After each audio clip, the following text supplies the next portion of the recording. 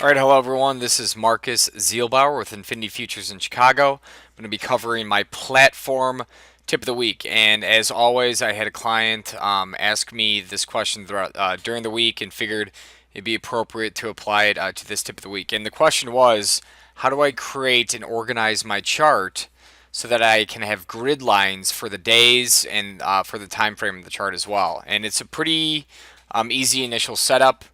You do have to click around a little bit and then specify the background color of your chart. So the first thing we're going to do is log into our Infinity Active Trader platform. We're going to see two things populate. First, Infinity AT quote board and DOM. Then secondly, AT Charts, which is Sierra Charts. Now, as a lot of people like to do with charting softwares, is they like to see when their candles, Renko, bar charts, range bars are crossing a certain price.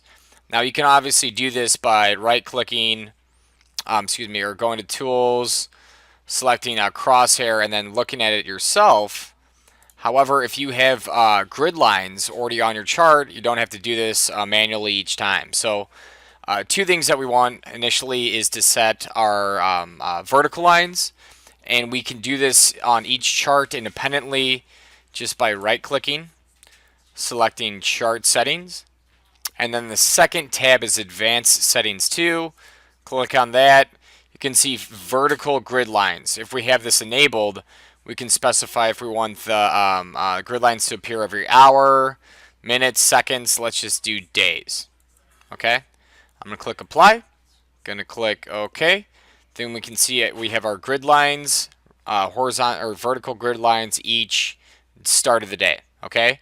Now, if we want horizontal lines, a little bit different of a process. We can go to Tools. We can go to Chart, select Horizontal Grid, and then we have various options here.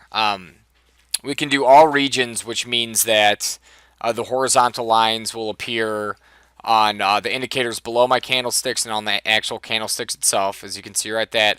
I don't really like the look of that personally, so I'm going to select Chart, uncheck all regions, and I just want to see it in Chart Region 1, which is where my candlesticks are. So I'm going to select Chart, Horizontal Grid, Region 1, and you can see I have both my vertical grid and my horizontal grid.